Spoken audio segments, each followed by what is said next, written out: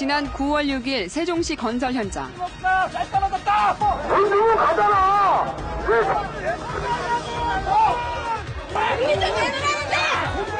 노동자와 경찰, 이들이 충돌한 이유는 체불임금 때문입니다. 다른 나라에는 없지만 유독 우리에겐 익숙한 이런 모습들.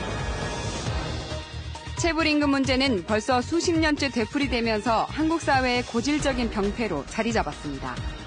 대체 왜 이런 불법이 근절되지 않는 걸까요? 민족 최대의 명절 추석이 다가왔습니다. 모두 들뜬 표정으로 가족 손을 잡고 고향으로 향할 때 멍든 가슴을 부여잡은 이들이 있습니다. 시사기획 맥에서 그들의 이야기를 들어봤는데요. 먼저 행복도시를 표방한 세종시에서 외로운 투쟁을 이어가는 그들을 만나봤습니다.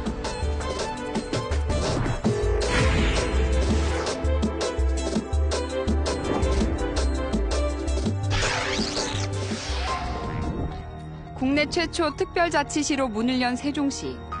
하지만 새 도시에 대한 설렘과 기대는 오간데 없고 곳곳엔 체불임금 현수막뿐입니다. 건설기계 노동자들은 차가운 길바닥에 자리해 있습니다. 길게는 작년 11월부터 올 4, 5, 6 임금을 적게는 그러면 한 4개월부터 8개월까지 일체 못 받으시는 건가요? 그렇죠. 일체. 예. 10원 하나 아직 못 드리고 있어요. 이들은 세종시 건설청이 발주하고 현대건설이 시공사인 공사에 참여했다가 지난 4월 하청업체가 부도나면서 임금을 전혀 받지 못했습니다. 13일 차인데도 불구하고 전혀 지금 대화를 한번 드려갖고 함께 작업한 다른 건설기계 노동자 대부분은 원청업체에서 임금의 50~60%만 받는 걸로 합의했습니다. 남은 15명은 왜 제안을 받아들이지 못하는 걸까? 20%가 내 가족이 생계비인데 이거를 갖다가 못 받는다 그러면 무료 봉사인 거다. 굴삭기나 크레인 등 자가 장비로 공사 일을 하는 이들은 특수고용 노동자로 분류됩니다. 현행법상 근로자로 인정되지 않기 때문에 노동자임에도 제도나 법의 보호를 받을 수 없습니다. 어떤 시공관리라든지 품질관리, 그다음에 안전관리, 근로자 복주생 관리 이런 것을 하는 것이지 그 사람들이 자금 운영하는 데까지는 저희가 관여를 할 수가 없어요. 발주처와 원청업체는 각자 대금을 지급했기 때문에 책임이 없다고 항변합니다. 하지만 피해자만 있을 뿐 책임자가 없는 이런 불공정 하도급은 이미 건설업계에 만연한 것이 현실. 원청 사업자들의 관리 감독 책임을 강화해야 한다는 목소리가 높아지는 가운데 건설업계 체불임금은 매년 증가해 작년엔 무려 1,600억 원에 달했습니다. 사정이 이런 데는 건설업계의 잘못된 관행이 한몫하고 있습니다. 줄소리 못하고 그냥 따라갑니다. 다음 공사를 따기 위해서는 원도급사에 하자는 대로 할 수밖에 없는 거 아니에요. 2009년부터 시행된 하도급 대금 지급 확인제는 발주처가 원청업체에 대금을 주면 보름 이내에 다시 하도급사에 지급하도록 하고 있습니다. 또 원청업체와 하도급사 모두 받았다고 발주처에 확인 보고를 해야 합니다. 서로가 먹이사슬 관계이다 보니 투명하지가 못하다. 발주처에서도 실제로 전화상이나 유선상이나 서류상으로만 지금 보고를 받고 있기 때문에 법과 제도, 어디에도 기댈 수 없는 건설기계 노동자들. 지금 이들은 체불임금만큼이나 암담한 일이 생겼습니다. 박을범 씨 어디 다녀오신 거예요? 경찰서 지금 조사받고 왔어요. 거기서 밥 먹고 한 것을 업무방해로 조사를 받았습니다. 체불임금 문제로 원청업체를 항의 방문했던 노동자 8명이 경찰 조사를 받고 있습니다. 어제부터 이제 시작이 되었고 오늘도 갔는데 이게 피해자가 피의자로 지금 둔갑하는 이런 어떤 실정들이 정말 이게 맞는 것이냐. 원청업체의 입장을 들어봤습니다.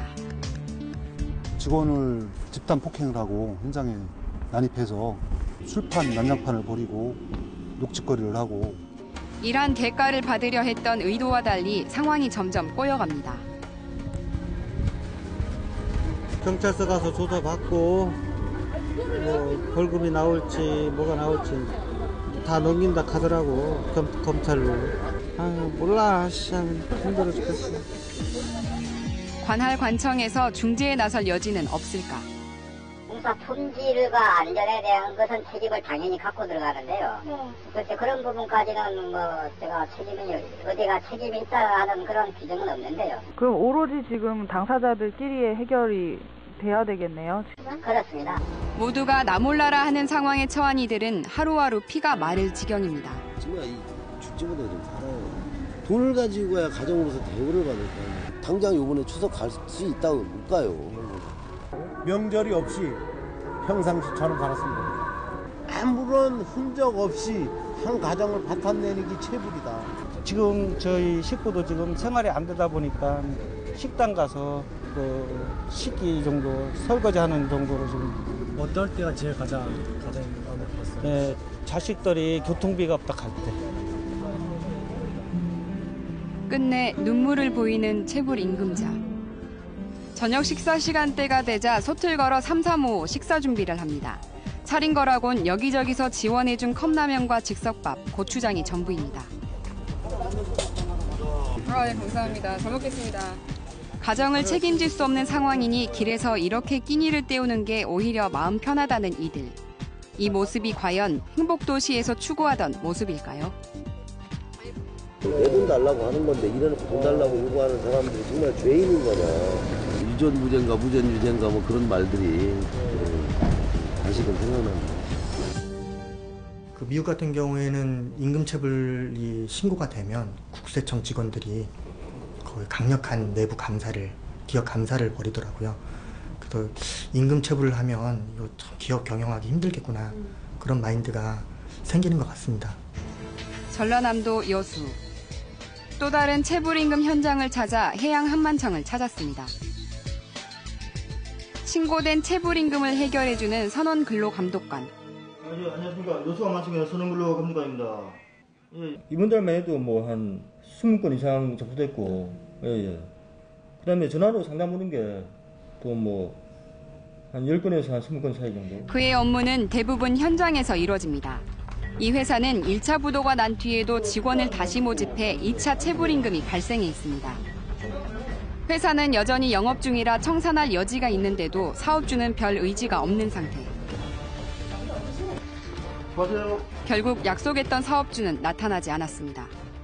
사업주 못 만나고 발기 굴리신 적이 종종 있으신가요? 예, 뭐 많이는 아니고 그냥 조금은 있습니다. 그 조금 황당은 하죠. 왜냐하면 그 약속까지 하고 왔는데 실제로 와보면 또 안 계시고 하니까. 임금 지급은 뒷전이라는 일부 사업자들 때문에 체불임금 신고 건수와 액수가 크게 늘었습니다. 2004년 10만 건에서 2011년 20만 건으로 7년 새 2배 가까이 증가했습니다. 일단 우리나라가 유독 체불임금이 많거든요. 같은 OECD 국가 안에서도요. 외국 같은 경우에 일단 체불임금 통계 자체를 구하기가 힘든 정도예요. 그만큼 좀 미미한 상태고요. 당장 생활비가 끊겨도 곧 주겠다는 사장의 말만 믿고 묵묵히 일해온 임금 체불자들. 하지만 기본적인 생계 유지마저 어려운 것이 현실입니다.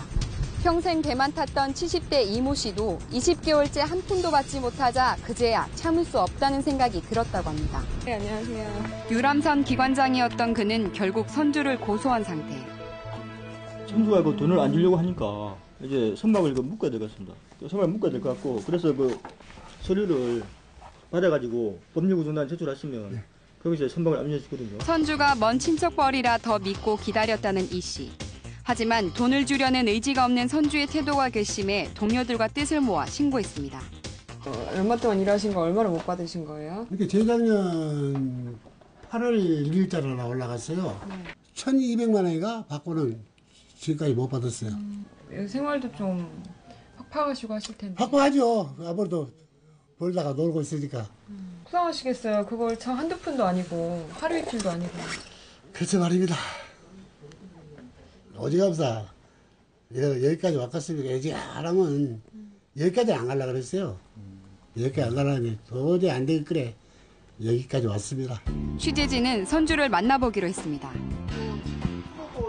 예, 안녕하세요. 저희 MBN 방송국에서 나왔어요. 예. 본인 내 수준에 들어와야지 되는 거지. 이 사업 말고 이제 다른 사업을 하고 있는데 그 사업에서 이제 돈이 아마 들어올 게 있는가 봐요. 사업을 하는 게 아니라 그러니까 이제 돈을 우리 앞으로 들어와도 이게 뭐 무조건 다 우리가 쓸 수 있는 돈은 아니에요. 언뜻 이해될 만하지만 해외를 오가며 사업을 하는 선주와 그 부인이 1년이 넘도록 반복해온 말입니다. 항상 하시는 말씀이시구나. 계속 한 말이 그 말이에요. 2천여만 원의 체불임금은 결국 이 정든 배를 팔고서야 받을 수 있게 됐습니다. 그래도 이 씨는 다시 배를 몰 수 있는 날을 기다립니다. 배 정도 들었어요, 배는. 그의 집에서는 태풍 때문에 무너진 지붕 공사가 한창이었습니다. 올 여름 유독 기승부렸던 태풍 때문에 그나마 있던 텃밭의 고추 농사도 수확보다 손해가 더 많습니다. 인생의 황혼기에 있는 노부부는 하루하루 막막한 노년을 보내고 있습니다. 돈이 명절에 나오면 얼마나 좋을까요? 내가 잘 못 생각했구나라고 후회스러운 생각도 들고. 체불임금 사업장 가운데 90% 이상은 멀쩡히 가동 중인 것으로 파악됐습니다. 결국 사업주의 잘못된 의식에서 체불이 발생한다는 건데 이를 막기 위한 제도적 장치가 미비한 상태입니다. 금액이 뭐 크든 작든 뭐 또 체불 인원이 뭐 몇 명이든 간에 그 뭐 벌금이 비슷하게 나옵니다. 50만 원, 100만 원 이제 나오기 때문에 실질적인 처벌 효과가 그거 없고. 보통 검찰에도 구형량이 체불임금액의 한 10%나 20% 그 정도가 구형이 되거든요. 사업주 입장에서는 그 벌금 주고 끝내겠다는 그런 유인이 충분히 있을 것 같습니다. 체불임금 그 자체도 문제지만 그로 인해 빚어지는 여러 문제들도 심각한 수준입니다. 대구의 한 병원. 농성 중인 이들은 병원의 직원들입니다. 이제 이곳에 투쟁을 왔습니다. 저희들 파업 70일 동안 한 번도 병원 안으로 들어오지 않았습니다. 이 사장이 70여 명의 체불임금은 13억여 원. 이들은 대부분 노인을 돌보는 간병인들입니다. 일주일에 야간이 보통 3개 정도 해요. 저녁 7시부터 그 다음날 아침 9시까지 근무를 해요. 근데 그 지침 시간조차 우리는 제대로 쉴 수 없어요. 왜냐? 복도에 앉아가지고 의자에 앉아가지고 대기 상태인데 눈도 못 감게 해요. 이곳은 특수고용 노동직인 간병인을 정규직으로 채용해 노인 전문 병원의 특성을 살렸습니다. 하지만 보수는 최저임금 수준에 미치지 못했다고 합니다. 일반적으로 직장에서 일하는 분들이 한 달에 한 209시간 정도 일한다고 하면 한 달에 적게는 340시간, 많을 땐 390시간까지 이렇게 일해서 초장시간 노동에 많이 시달려 오셨습니다. 실제 받는 임금은 한 달에 한 120만 원 정도. 석 달 가까이 시위가 이어지자 결국 불미스러운 일이 벌어졌습니다. 시립 시진노인 전문병원이고 대구시에 책임이 있습니다. 시장이 책임 있게 문제를 해결에 나섰으면 좋겠다 하면서 면담을 요구했는데 시청에서 기다린 건 시장이 아닌 경찰이었습니다. 중년 여성이 대부분이라 건장한 경찰에겐 속수무책으로 당할 수밖에 없는 상황. 그날의 악몽은 지금까지 계속되고 있습니다.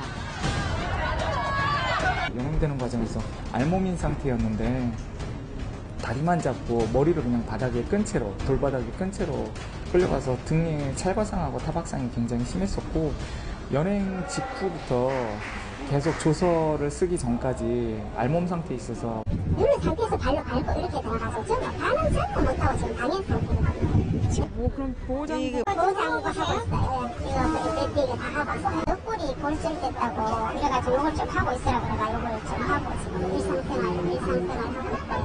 며칠 일주일 그때 시위 때 맞으신 네, 맞아요. 요거 남편한테 넘어졌다 그랬어요. 네. 최저임금 관련돼서는 이들을 더 답답하게 하는 것은 바로 옆에서 팔짱을 끼고 지켜보는 다른 직원들의 태도. 오히려 사죄하고 자기 잘못된 것들 반성해야 되는 거. 한때 한 직장에서 같이 일했던 동료들을 차갑게 바라보는 시선이 느껴집니다. 이 정도 소란에도 누구 하나 진정시키거나 대화를 시도하는 이가 없습니다. 왜 없는 우리 보고 맨날 양보하라 했으면 됐지. 노조는 병원 측이 동료들을 이간질해 갈라서게 했다고 주장합니다. 노동조합을 탄압할 때나 아니면은 구조조정 정리해고 할 때나 이런 때 스카웃돼서 연봉 올려가면서 노조를 깨주고 이런 분들이 주로 또 쓰는 수법이 용역깡패들 들여서 노조 파괴 전문가라고 얘기하고 있습니다. 병원 측 입장을 반드시 들어봐야 하는 상황. 하지만 순탄치 않았습니다.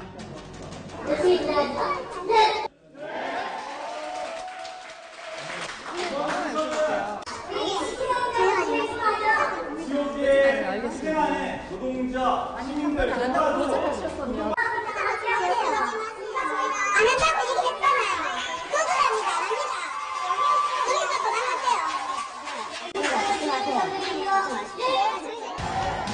여러 차례 병원장과의 인터뷰를 시도했습니다.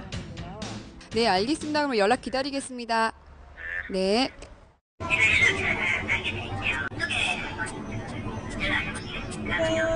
이쪽만 입장을 담을 수는 없잖아요. 그래서 뭐 병원 측 이야기도 들어가서 뭐가 맞는지를 좀 판단을 해봐야 될 것 같은데요. 계속된 요청 끝에 만난 사람은 행정부원장. 카메라는 끄고 이제 얘기했어. 자기들이 요구하는 게 관찰이 안 되고 껄끄럽다 그래서 무슨 노조 파괴 전문가니 이런 얘기를 하고 그러면은 그건 상대방에는 예의가 아니지 않습니까? 사실상 병원 운영을 진두지휘하는 그에게 체불임금에 관해 물어봤습니다. 최고의 대우를 해주고 있어요, 우리가. 최고의 대우다. 네, 그렇죠. 직접, 그러니까 간병인을 직접 고용해서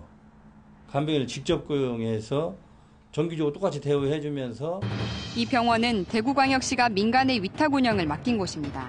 노사의 말이 다른 가운데 실제 주인인 대구시는 어떤 입장일까요?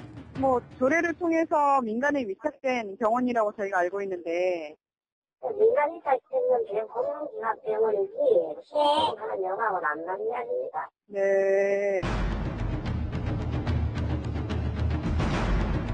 운영은 병원에서 하지만 대구시도 엄연히 지도와 감독 권한을 가지고 있습니다. 우리가 뭘 잘못했어요? 우리가 이런 우리 노동의 대가 이거는 법이 정해주는 거잖아요. 내가 2012년도에 살고 있는데 내가 정말 대한민국의 국민인가? 이 나라의 민주주의 국가, 이 법치 국가에서 어떻게 이런 일이 행해질 수 있는 건지 우리가 정말 사람이라면 이런 대우는 안 받을지 싶어요. 늘 죄인이죠. 미안하죠. 할 말도 못하고 하지만 내가 할 수 있는 거는 내가 내 권리를 찾고 싶다는 거죠. 몸도 정신도 점점 지쳐가지만 이 순간에도 이들의 바람은 단 하나입니다. 그러고 살고 싶어요. 그러고 일하고 싶어요. 우리 들어가고 싶어요. 지금도 내가 근무하던 그 병실도 가고 싶어요.